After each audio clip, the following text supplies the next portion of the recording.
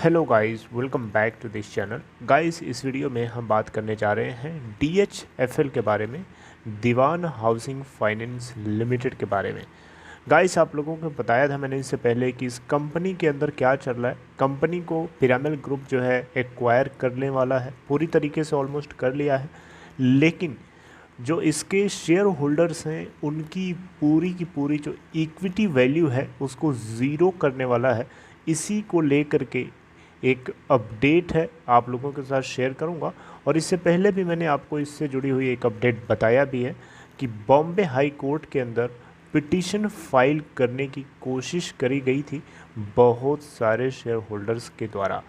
तो क्या हुआ है, उससे जुड़ी हुई क्या अपडेट है, आप लोगों के साथ शेयर करूंगा। लेकिन सबसे पहले हम लोग डिस्कस करने की कोशिश करेंगे कि इसके अंदर की क्या सिचुएशन चल रही है इसके शेयर होल्डिंग पैटर्न के अंदर।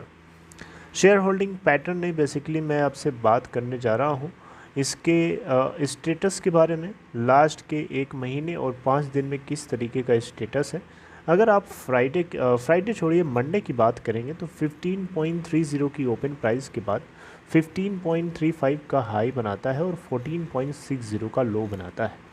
इस कंपनी का 52 वीक लो है 9.5 का और 52 वीक हाई है 42.85 का। मार्केट कैप है आज की डेट में 458.18 करोड़ रुपीस, यानी ये इसकी इक्विटी वैल्यू है 458.18 करोड़ रुपए। BSE के ऊपर अगर आप देखेंगे तो 459.75 करोड़ रुपए है।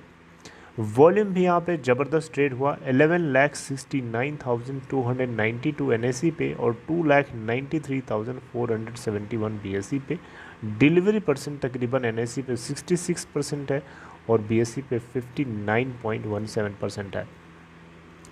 बहुत ही ज़्यादा बेरिश पैटर्न से गुजर रही है कंपनी। कई दिनों से आप देखेंगे तो इसके अंदर बिकवाली का बहुत ही ज़बरदस्त प्रेशर बना हुआ है।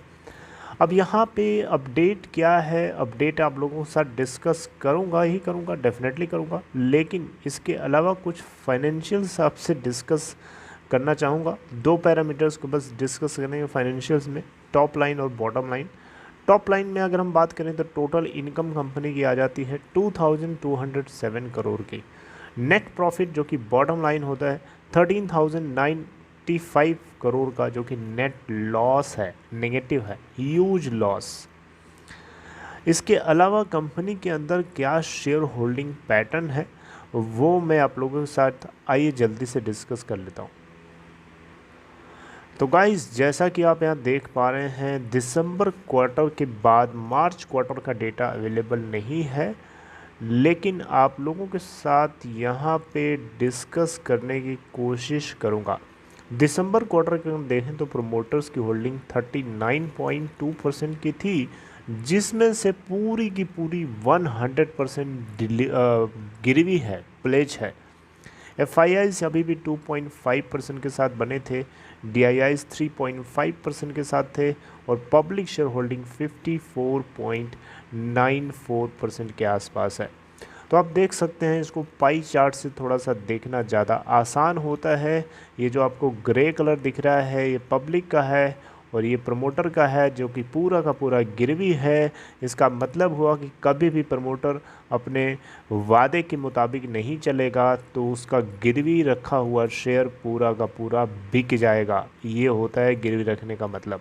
म्यूचुअल फंड्स इसमें होल्ड करते हैं क्या, आइए देख लेते हैं उसको भी। यहाँ पे म्यूचुअल फंड्स का होना कहीं ना कहीं इस बात को दिखाता है कि म्यूचुअल फंड्स का इसके अंदर विश्वास है कि ये कंपनी जो है ज़ीरो इक्विटी नहीं होगी। आप देख सकते हैं यहाँ पे दिसंबर के बाद आप यहाँ देखें तो आप लोगों के सामने जून 2020 के क्वार्टर का है, बहुत पहले की बात है, अभी का नहीं है ये। यानी इसके अंदर म्यूचुअल फंड्स जो हैं अपनी पोजीशन को एग्ज़िट कर चुके हैं। अपडेट क्या है गाइस, अपडेट ये है कि Bombay high court Bombay high court ने जो स्टेक होल्डर्स थे, जो शेयर होल्डर्स थे, उनकी तरफ से जो पिटीशन फाइल किया था कंपनी को जो एक्वायर करने वाली कंपनी है DHFL ग्रुप, जो है DHFL को जो एक्वायर कर रहा है पिरामल ग्रुप, उसके खिलाफ पिटीशन फाइल किया था। यानी यहाँ पे बॉम्बे हाई कोर्ट ने शेयर होल्डर्स की जो डिमांड है उसको सुन लिया है। जी हाँ, बॉम्बे हाई कोर्ट की तरफ से जो भी फैसला लिया जाएगा वो कहीं न कहीं शेयर होल्डर्स की वैल्यूएशन को ध्यान में रखते हुए लिया जाएगा, क्योंकि share holders at the bottom of pyramid, उनकी भी वैल्यू है, उनका भी कंट्रीब्यूशन है DHFL के अंदर। तो उसको पिरामल ग्रुप जो है पूरी की पूरी तरीके से उसकी इक्विटी वैल्यू को ज़ीरो नहीं कर सकता है।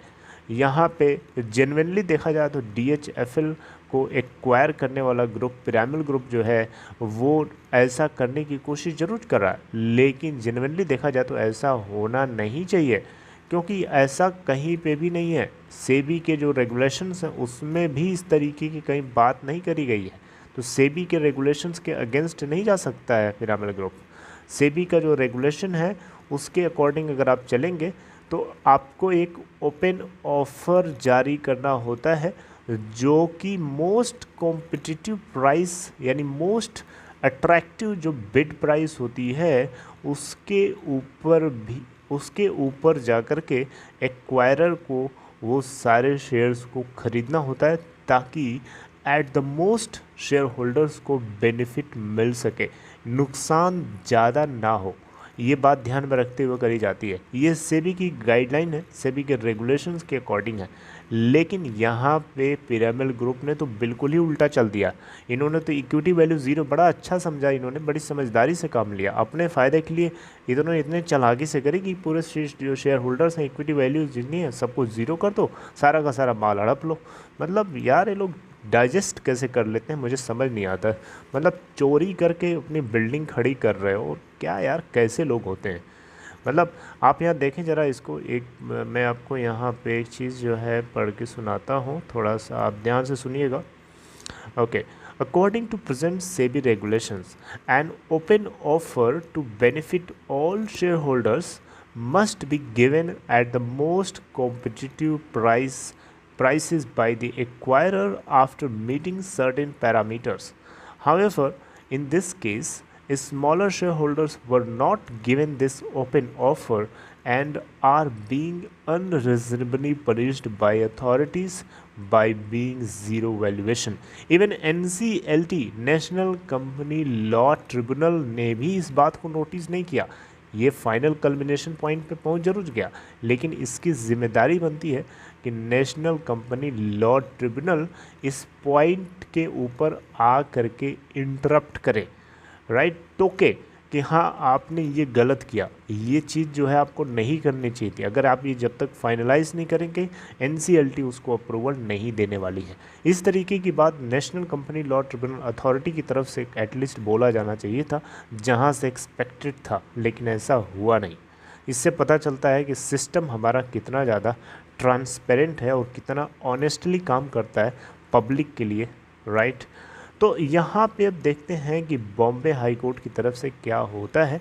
जो यहाँ पे बेसिकली जो पिटीशन फाइल किया गया था शेयर होल्डर जिनका नाम यहाँ पे है, एक शेयर होल्डर यहाँ पे लिखा था द शेयर होल्डर 1 पुनीत नगालिया, ठीक है। इन्होंने कोर्ट में सबमिट किया था कि जो कंपनी है उसके शेयर्स को डीलिस्ट कर दिया जाएगा, इक्विटी वैल्यू को ज़ीरो कर दी जाएगी। तो इन्होंने इनकी पिटीशन को एक्सेप्ट कर लिया है। और इसके ऊपर अगर आप पूछेंगे कि बॉम्बे हाई कोर्ट अपना फाइनल जजमेंट कब जारी करेगा, तो आपको बताना चाहूँगा अप्रैल मंथ के आखिरी में इसके ऊपर बॉम्बे हाई कोर्ट अपना फैसला सुना सकता है। इसको लेकर के हाई कोर्ट की तरफ से सारी पार्टीज़ को नोटिस भेज दिया गया है बॉम्बे हाई कोर्ट की तरफ से, और आखिरी में अप्रैल मंथ के एंड में इस केस के ऊपर सुनवाई की जाएगी। होपफुली जो है DHFL के शेयर होल्डर्स हैं उनके फेवर में ही कुछ निकल के आ सकता है, राइट। गाइस अगर ऐसा नहीं होता तो डेफिनेटली DHFL के जो शेयर होल्डर्स हैं उन्होंने जो पिटीशन फाइल किया था उसके पिटीशन को बॉम्बे हाई कोर्ट एक्सेप्ट ही ना करता, ऐसा भी हो सकता था, राइट। लेकिन एक्सेप्ट कर लिया गया है और उसके ऊपर अपना फाइनल कल्मिनेशन पॉइंट अप्रैल के एंड तक पता चलेगा, जो कि आपको अपडेट किया जाएगा। So this is all. I hope कि आपको इन्फॉर्मेशन समझ में आई होगी। गाइस अगर आपको ये कंटेंट अच्छा लगा तो लाइक करिए, और दूसरी चीज़ डीमेट अकाउंट अगर आपको ओपन कराना है तो डिस्क्रिप्शन बॉक्स में देखिए आपको एक लिंक मिलेगा, उसे क्लिक करिए और आप स्टॉक में अकाउंट ओपन करा सकते हैं। See you guys next time updating something new. Till then take care.